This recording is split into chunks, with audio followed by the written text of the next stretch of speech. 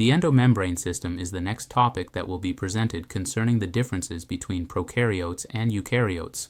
No prokaryotic cell has an endomembrane system, however all eukaryotic cells do, so evolution must explain how the endomembrane system evolved. The endomembrane system is a network of independent organelles that share membranes and work together in what has been described as the cellular import-export business.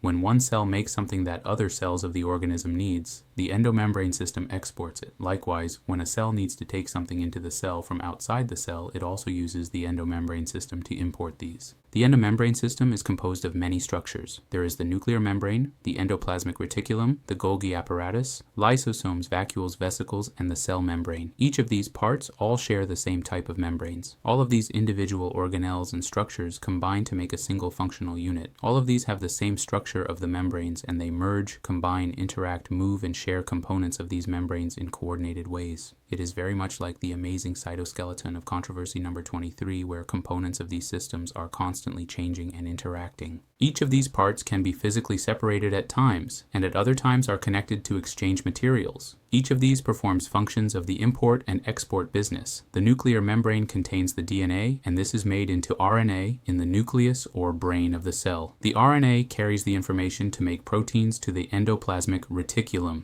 ER. The function of the ER is like a manufacturing plant for the cell. There are two types of ER. Smooth ER makes and stores fats and steroids, and rough ER makes proteins. These are then sent to the Golgi apparatus, which functions like a packaging plant. Once the materials are packaged, they need to be transported, and this is done by vesicles which merge with the cell membrane to export the materials out of the cell. There are also lysosomes which work in the import business and contain enzymes and chemicals to break down materials that are imported into the cell. The last structure is the vacuole, which is like a storage facility and can isolate toxic substances or store water. So the nuclear membrane contains the DNA and RNA, the endoplasmic reticulum does the manufacturing, the Golgi apparatus does the packaging, the vesicles do the transportation, the vacuoles do the storage, the lysosomes dispose of the waste, and the cell membrane is the building that houses them all. They all work together in a system which is called the endomembrane system. So what do we know about how the endomembrane system evolved? George Washington University, where I went to medical school, at the gou.edu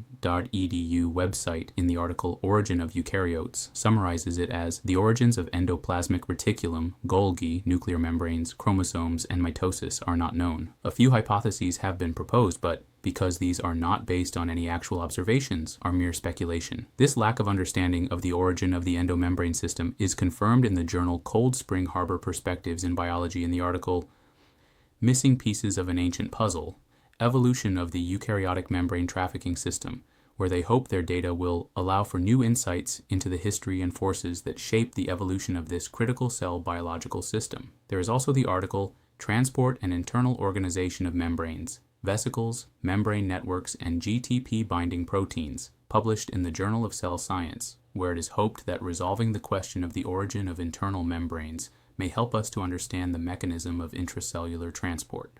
Finally, in the Proceedings of the National Academy of Sciences in the article Feeling the Hidden Mechanical Forces in Lipid Bilayer is an Original Sense, they conclude that we are now at awe by the sophistication of modern membranes, which house the key energy converters, photosynthesis and oxidative phosphorylation. However, at the most basic level, we are still struggling to understand how physical forces govern various cell biological, genetic, and developmental processes. The details of these articles are only understood by experts in these fields. That does not matter for what we are considering here. Do not worry if the terminology and vocabulary is unknown, since it is unknown to most people. The point is that there are so many of these articles that show the experts just don't know how these critically essential parts of life could possibly exist through evolution. It is a tremendous problem that they cannot explain the origin of any of these many vital life-sustaining parts of life. The endomembrane system is found in all eukaryotes and is not in any prokaryotes. It is a complex and interrelated system of separate cellular organelles that have the ability to share their membranes. The origin of any of them can only be understood within the context of the origin of all of them, because they all work together. Evolution cannot be true if there is no origin of the endomembrane system, because it is a necessary condition. Even though it is necessary, it is a published fact in peer-reviewed scientific journals that the origin of the endomembrane system is not understood. You do not need to be a cellular physiologist to understand. If there is no origin of the endomembrane system, then evolution logically cannot be possible.